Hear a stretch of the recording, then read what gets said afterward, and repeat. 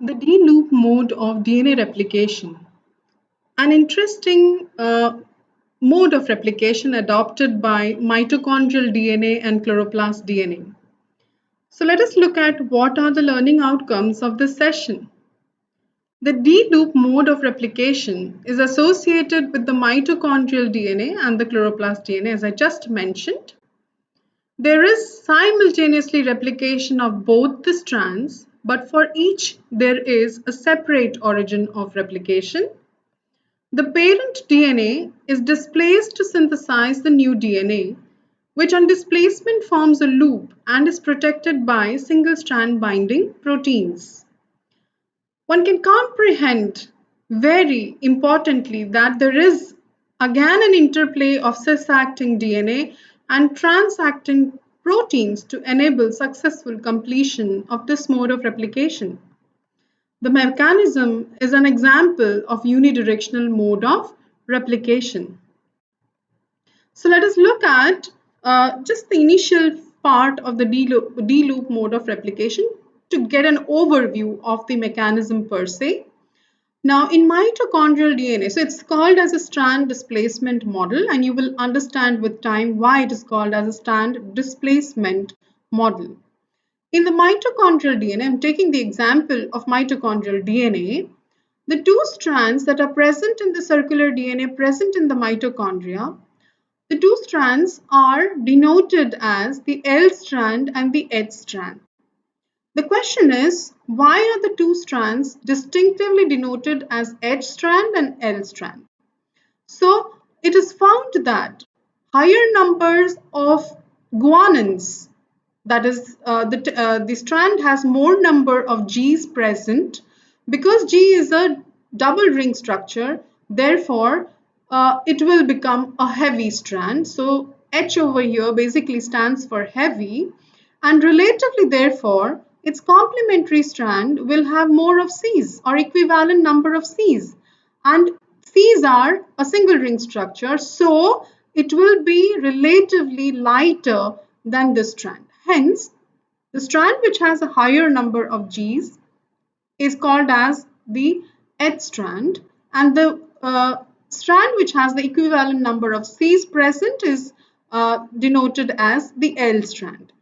So, for the D-loop mode of replication, for the H strand synthesis, there is an origin, and about 11,000 base pair away is or more is present another origin, and this origin is for the L strand. For synthesis of H strand, okay, the L strand is going to act as a template, and for the synthesis of L strand, the H strand is going to act as a template. This is very evident as we proceed in the mechanism, with the mechanism. Synthesis from OH begins first. As the synthesis completes 2/3, okay, of its own synthesis, only then synthesis begins from OL. So although synthesis is going to happen simultaneously, from the OH the synthesis begins much earlier than from the OL. So only after the H is synthesized 2/3, then the light strand synthesis begins. So that is something that is importantly noted. At the origin, the DNA is going to melt, and a primer is going to be formed by a by an RNA polymerase.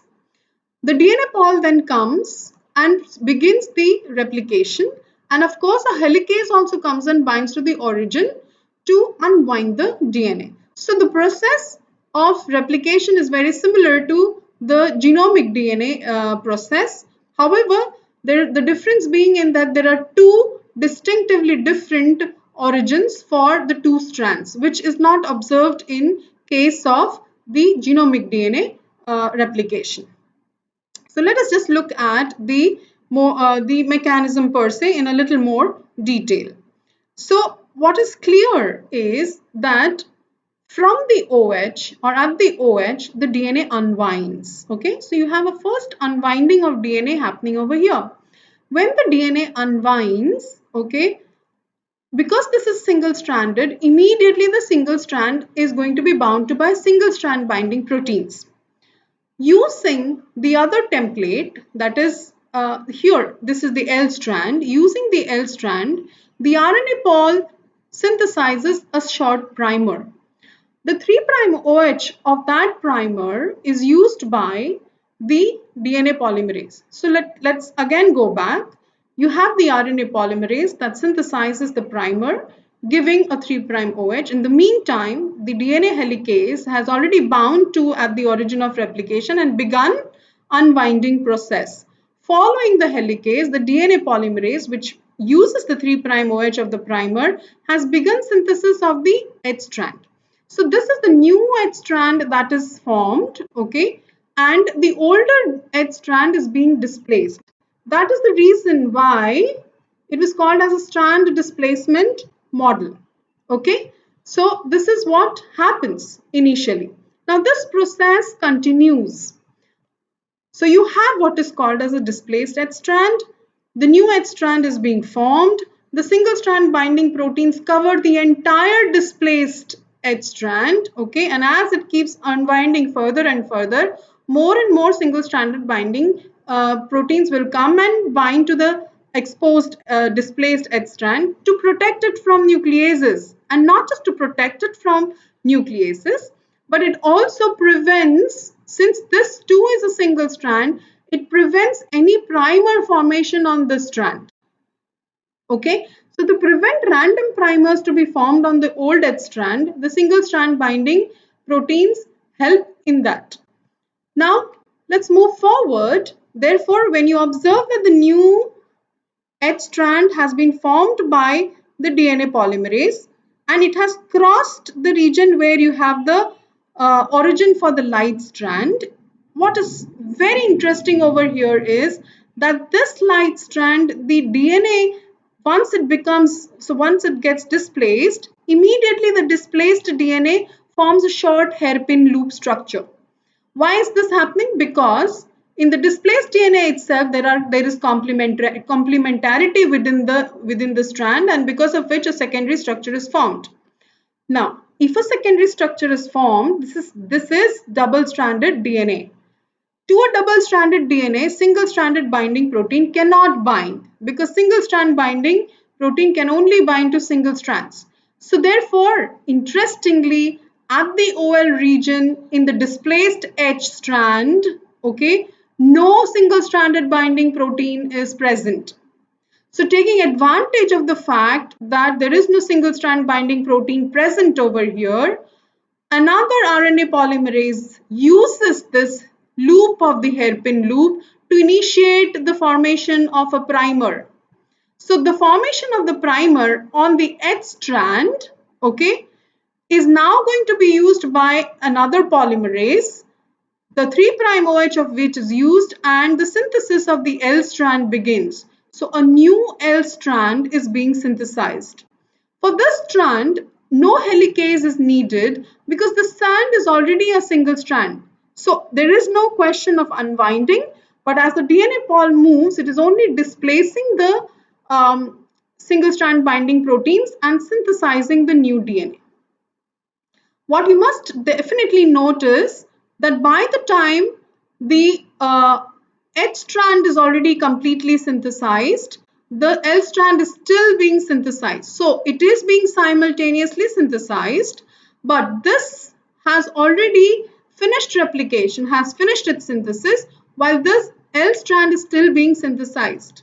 Eventually, of course, the DNA pol that is synthesizing the L strand will complete it and both the copies are formed.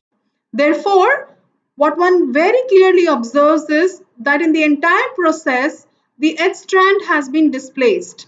And if you look at it this way, it is also forming a D structure. So it is also, therefore, kind of along with the fact that it is displaced, it also looks like a D. But majorly, it is called as D loop because it forms the displaced strand. There is one important facet that is observed from various studies, and that is that It has been observed that many a times when replication is initiated at the OH, okay, it does not complete replication. The mechanism or the reasons are not very clear, but it has been observed. So, what has been practically observed is that you would have, if the replication of the H strand is not complete and the DNA pol already is dissociated, then there is a newly synthesized DNA, correct? But there is also an old strand associated. So in this portion, what is observed is a light strand, a heavy strand, and another heavy strand. So you have what is called as 3 DNA existing together as a complex. So this is something that has been observed in various studies, and how the termination of replication happens, so how it terminates at this point or it terminates at this point is still not very clear. Studies are ongoing and we should be able to find out in a few more years to come. So let us conclude. The D-loop mode of mechanism is reported to be used by the mitochondrial DNA and the chloroplast DNA. It is based on displacement of a strand to form a loop, and hence the name D-loop. There are separate origins of replication for the H strand and the L strand, and from an origin, the replication is unidirectional. It moves only in one direction from one origin. The DNA polymerase, RNA polymerase, and the helicase initiate the process of replication of the H strand first and then the L strand. Therefore, one copy of DNA is formed earlier than the other. There is a possibility of having 3 DNA strands existing together if the replication process is not completed. However, its implications in molecular dynamics are not well understood. Thus, D-loop model of replication has been adopted by certain DNA for its replication with its molecular mechanism not yet completely elucidated. Thank you.